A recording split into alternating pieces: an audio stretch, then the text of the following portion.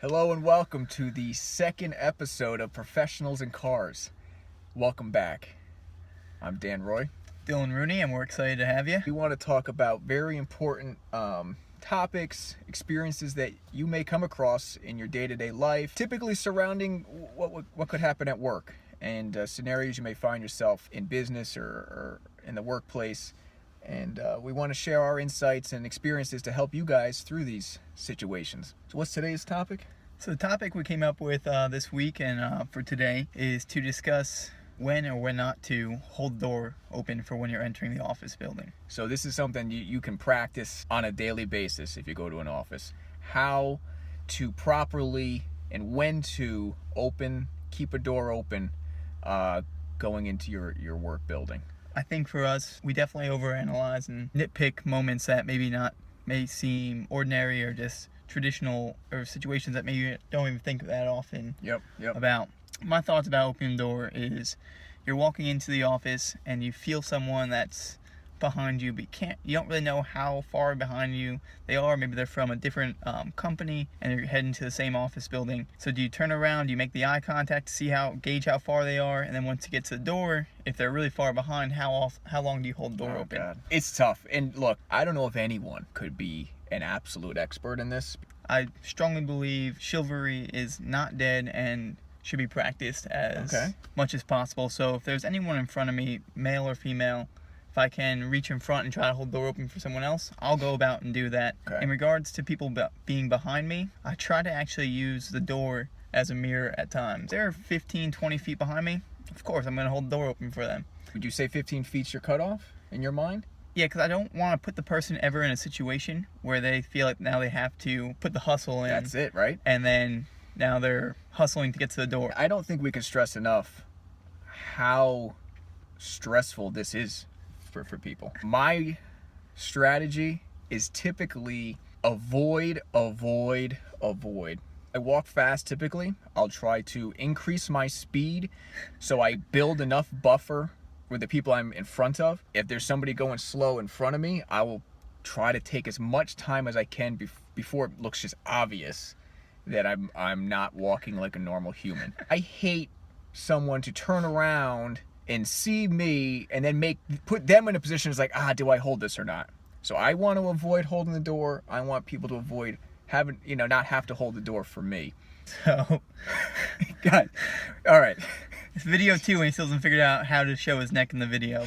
We're still working on the camera angle. Clearly we don't have one yet that can show off a major feature of every human being's body, which is a neck for me. I promise you I am still a normal shaped person. Just doesn't walk normal sometimes. To sum that up, some tips. Mirror. I think the mirror is a huge tip.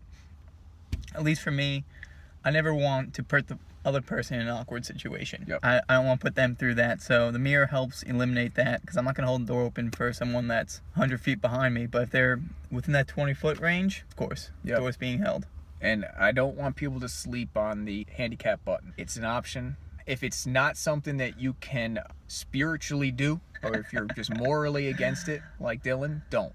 But if it's something that you're not morally against, don't sleep on it. For me, it works. And again, these situations can seem minute and small, but at the end of the day, it's something that has to go on a daily basis. So you're living it, you want to perfect it, and make it as seamless as possible. This video is for you guys. We think this is extremely valuable information. All right, first one you want to do is what we drank this weekend? Yeah, let's start there. The wife and I, after doing yard chores, we went to a winery near the house called Four Sisters. Very nice winery. This is in northwestern New Jersey, Warren County, I believe. Beautiful setting. It was the first opening day of the season. They had their whole deck open. Got some free hors d'oeuvres passed around.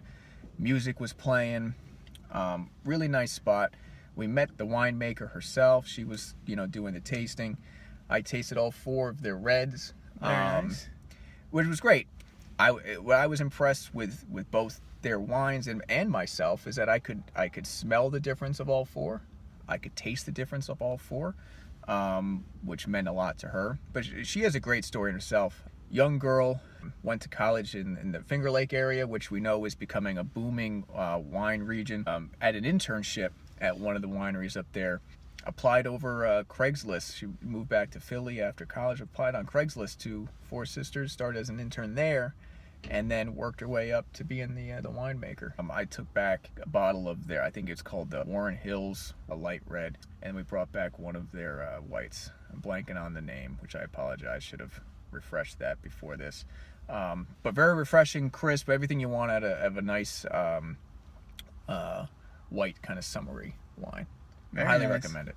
I've never been to Four Sisters, but before you even went there, the name was familiar with me. I know New Jersey wineries are definitely becoming more popular. Yeah. I did not dabble in any New Jersey wine this weekend.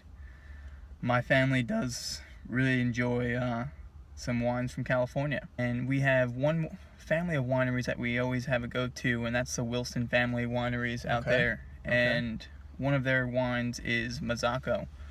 And Mazzacco makes various wines, and they do it by certain names, such as they have the Pony, they have Fog, Maria, and those are the vineyards. And then from the vineyards, they have different grapes, of course, and they produce different wines from those vineyards. We were drinking a 2013 Mazzacco Pony that was actually one of my favorite kind of wines, which is a Petite Syrah. Nice. And I like Petites a lot, so we enjoyed that on Saturday night, and it was still a young wine, but had very young characteristics to it. What I like about Petite Syrah personally is I like a thicker wine, a more jammy wine, especially that one's gonna pack that punch. It really, that color too is just that really thick red. Is it dark red? Okay, yeah. And I love that color, and you can taste that in it when you drink too. I think you get that more almost black peppery taste to it. Yeah. And it was really nice. Besides that, we kind of kept to reds, but opened up, I believe, a red Zin from the same winery. Excellent. It was a Pony again, but Mazzacco, I definitely recommend checking them out. Wilson Family Wineries out in California. So let's put that in the info too, because that's great. I definitely want to check that out. Workout of the week. Let's share that. Yeah. So two favorite things I like to do: drinking and working out. So that's why you work out, right? Exactly. That's part of the reason I work out. Because eat and drink. As we both know, we like to eat, and sometimes my eating habits could be better. Workout of the week. Dan and I tried a little combo this week, getting into some plyo work. We talked about it last week as our squats, and this week we kind of touched upon it again. We did air squats to actually jumping lunges. 2 jumping air squats into a right leg forward lunge, jumping right into a left leg forward lunge. That one is a brutal workout. It was burned terrible. the legs real good.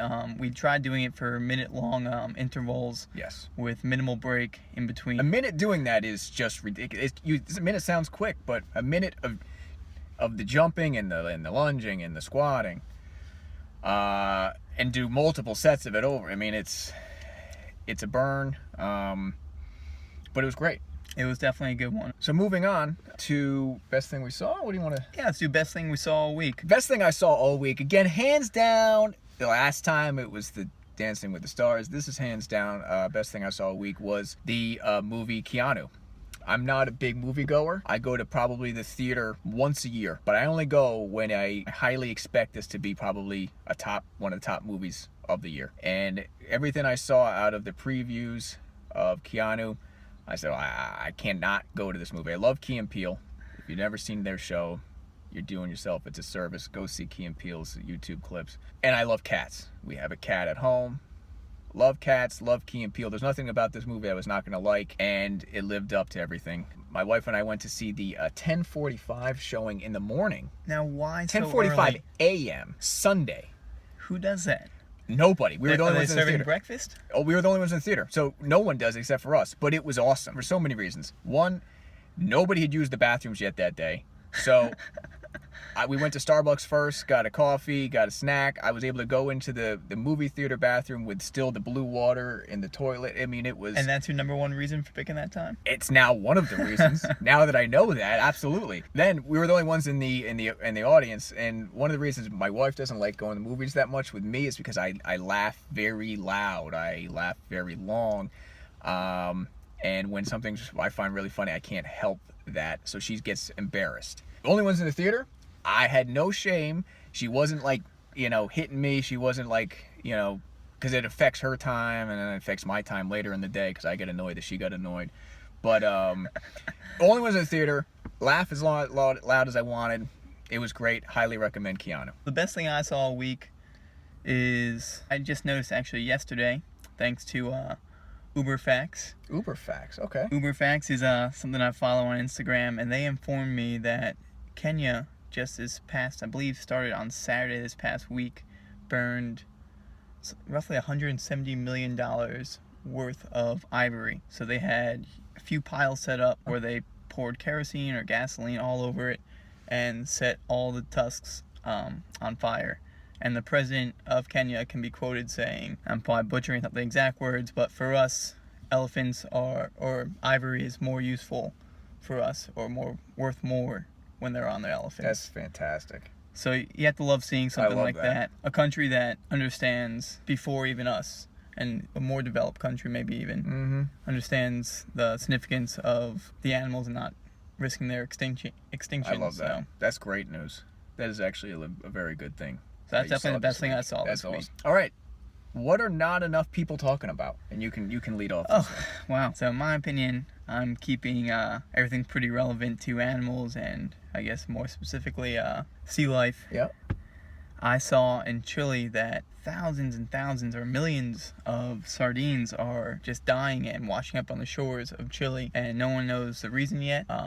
Their drinking water is contaminated, so they have to bring in drinking water for these people. Oh my God. And at this point now, the sardines are starting to decay, so the smell is what I imagine to be horrendous. The wakes of the boats just being sprayed with sardines. The beaches are covered in sardines. People are trekking through like piles and piles of these sardines just to access the water. And it's something I definitely don't believe enough people are talking about. And sadly enough, they only know the reason for it yet. Similar to the whale last week, there's no reason. And when there's no reason, I think that's one thing people have to talk about, especially when there's great numbers like that of sardines that are just dying for no reason. I have a similar one this week for not enough people are talking about. This is about Mother Earth and in nature also. How April showers brings May flowers is a bunch of crap. I think that's complete BS, and I don't know why we're still allowing our children to be taught that. And I cannot be the only one that gets infuriated when, oh my God, I just got through April. April seemed pretty dry, but May's gonna be even drier because that rain in April is bringing my May flowers. And then May comes and it's raining literally every day so far of May. You are exactly right. It's been a terrible start to May. I know I'm right. It's insane. Now, I actually did some research on this. I have a hard time believing it, but go on. In the last 20 years, only 10 of those years where in New Jersey it rained more in April than May. And even when it did, May still had multiple inches of rain each year. I'm expecting from my schooling May to be a bright, sunshiny month, welcoming in summer when all our flowers bloom. So I guess my question to you then, Dan, is what rhyme do you have about April and May being rainy months, and what are you going to do to change it? Look, I'm saying through personal experience, April in recent times seems to be fine weather. Fine. Okay. Raining the average amount any other month would rain, if not less. And that May is raining just as much or more than April did. A new rhyme, April's decency brings May's complacency. Because May is too goddamn complacent, and I'm freaking tired of it. I want to disagree just because you're making the statement, but I do agree. I don't believe April really does have those showers that bring any May flowers. And from this May so far, that's all I needed. From what we're seeing this May so far, and you can probably tell from the video compared to last week, it's definitely a gloomy start to our May. Thank you. That's all I asked for. Comment, tweet.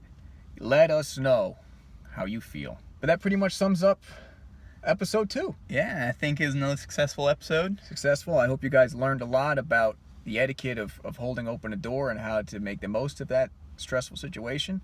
You learned some new exercises, some new drinks. Yeah, and especially had some good takeaways from our best things that we saw, as well as not enough people are talking about. So thank you guys. look forward to seeing you again next week. Thank you very much. Take care, guys.